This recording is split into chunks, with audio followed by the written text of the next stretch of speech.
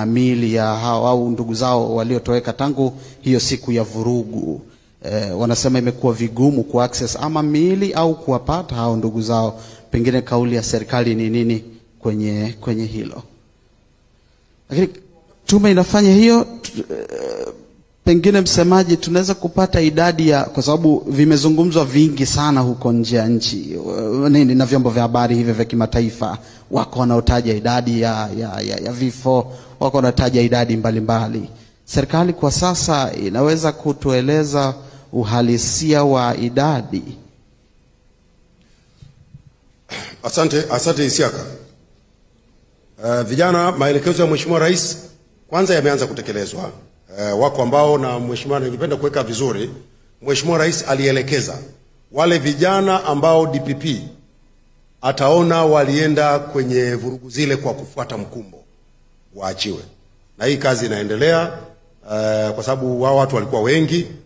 Inaendelea kufanya uchambuzi, na wale ambao uchambuzi unakamilika wanaachiwa na wanarudi majumbani kwao, na kazi itaendelea mpaka itakapokuwa imekamilika. Wananchi wanatafuta ndugu zao.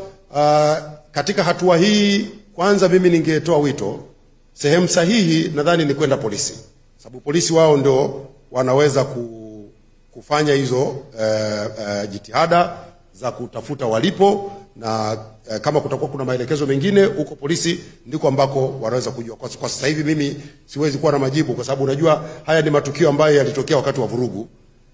Tume inaendelea kufanya uchunguzi.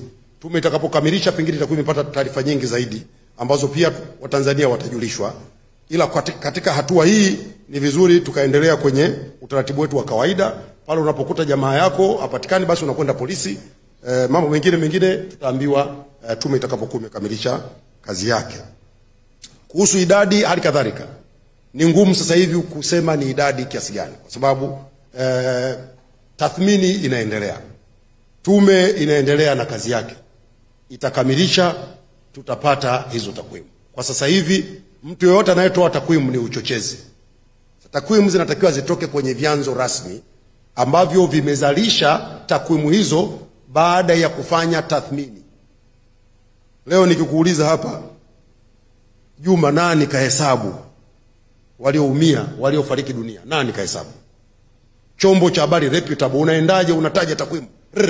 Hafu umemnukuu kiongozi wa chama cha siasa. How is that professional? Umemnukuu mwanaharakati ana machinery ya kuhesabu watu,